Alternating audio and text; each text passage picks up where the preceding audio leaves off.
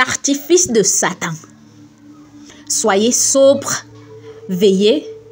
Votre adversaire, le diable, rôde comme un lion rugissant, cherchant qui il dévorera. Résistez-lui avec une foi ferme, sachant que les mêmes souffrances sont imposées à vos frères dans le monde. Ces deux passages scripturaires nous indiquent à quel point Satan est plein d'artifices diaboliques. Son travail de base est de camoufler tout ce qu'il fait afin que les gens ne sachent pas ce qu'il fait. Il se fait même passer pour un ange de lumière. Toutes ses œuvres sont faites sous le couvert de la tromperie. Et quand il dit un mensonge, il parle de lui-même, car il est menteur et il ment toujours. De tout ce qu'il a fait, il n'a jamais volontairement et ouvertement reconnu quoi que ce soit comme étant son œuvre. Et s'il vous était demandé de faire un rapport public de ses œuvres, probablement personne n'en voudrait. Tout le monde y résisterait probablement. C'est pourquoi il déguise toujours son œuvre d'une multitude de façons. Pour qu'un chrétien marche bien devant Dieu, il doit apprendre à résister à Satan. Pour ce faire, il doit discerner ce qu'est l'œuvre de Satan. Selon le jugement de la Bible, beaucoup de choses dites naturelles sont en fait des œuvres sataniques.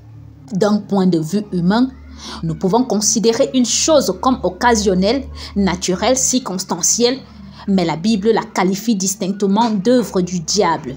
Et si nous voulons suivre une voie droite, les enfants de Dieu ne doivent pas ignorer les ruses de Satan.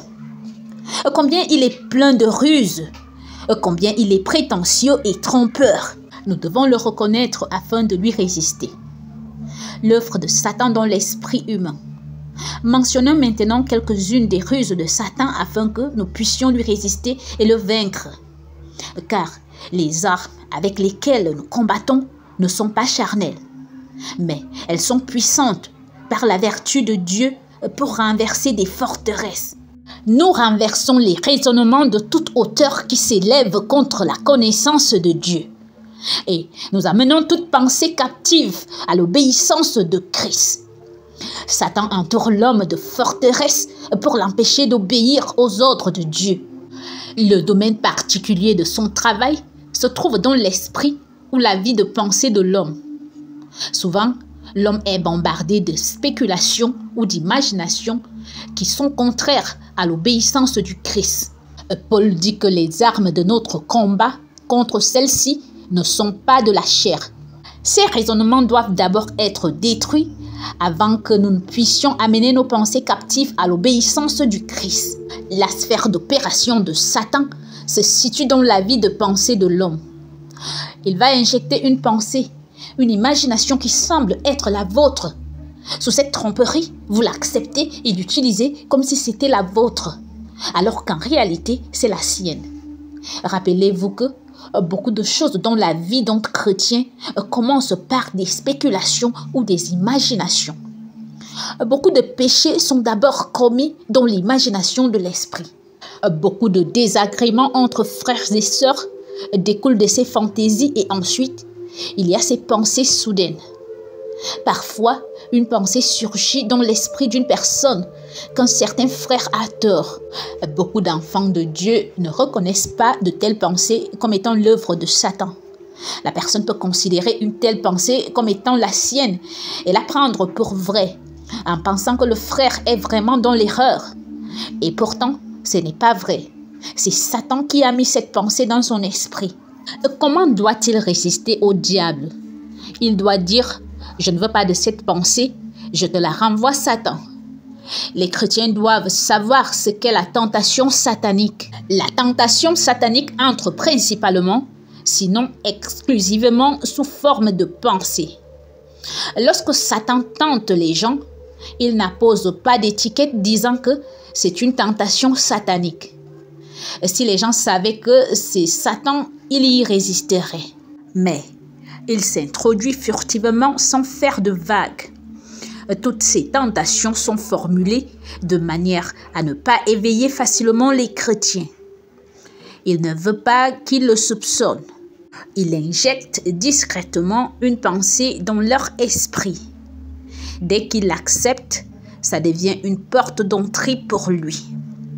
C'est pourquoi les enfants de Dieu doivent apprendre à résister aux pensées démesurées. Toutefois, ils doivent faire attention à ne pas devenir trop attentifs. Tout excès à cet égard entraînera une plus grande confusion des pensées, ce qui les fera tomber encore plus dans les ruses de l'ennemi. Si quelqu'un se concentre sur ses pensées, ses yeux ne se concentreront pas sur le Seigneur. Nous devons en effet résister aux pensées inappropriées. Également, nous ne devons pas être entièrement occupés par nos pensées. Je voudrais déclarer qu'au cours de ces années, j'ai vu deux extrêmes. Certaines personnes n'exercent aucune retenue dans leurs pensées. D'autres sont totalement occupées à gérer leurs pensées. Ces dernières sont tout aussi séduites par Satan que les premières et sont en outre des candidats probables à la dépression nerveuse. Nous devons donc maintenir un juste équilibre. Nous ne devons pas permettre à Satan de nous tenter en nous injectant ses pensées. Si nous sommes constamment occupés à gérer nos pensées, alors nous sommes tombés dans la tentation de Satan. Car au lieu d'avoir nos yeux sur le Seigneur, ils sont sur nos pensées. Les pensées sataniques peuvent être assez facilement combattues. Il y a un dicton fréquemment cité par de nombreux serviteurs du Seigneur qui dit que vous ne pouvez pas empêcher les oiseaux de tristesse de voler au-dessus de vos têtes, mais vous pouvez les empêcher de faire leur nid dans vos cheveux. Comprenez-vous cela? Que même si vous ne pouvez pas empêcher à une certaine pensée de traverser votre esprit, vous pouvez la rejeter disant simplement « je ne la veux pas, je ne l'accepte pas, je la rejette » et vous verrez qu'elle sera alors rejetée. Beaucoup d'enfants de Dieu ont de grandes difficultés avec leurs pensées. Ils ne peuvent pas facilement les contrôler. Parmi les nombreuses lettres que j'ai reçues ces dernières années, la question la plus fréquemment posée est comment puis-je contrôler mes pensées? Certains avouent qu'il leur est particulièrement difficile de contrôler leurs pensées pendant leur temps de prière. Il y a quelque chose que je voudrais dire brièvement pour finir.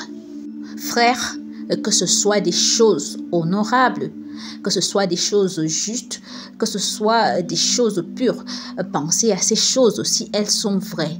Les enfants de Dieu devraient apprendre à engager leurs pensées dans la pensée positive. Plus ils utilisent leur esprit de manière positive, moins leurs pensées seront hors de contrôle. Beaucoup ne sont pas capables de contrôler leurs pensées parce qu'ils ne pensent pas. Ils sont passifs dans leur vie. Lorsque votre esprit est positivement engagé et que vos pensées ne sont pas oisives, Satan n'a aucune opportunité. Mais si l'esprit d'un chrétien est inoccupé et oisif, alors cet esprit passif et inoccupé est ouvert à l'infiltration satanique.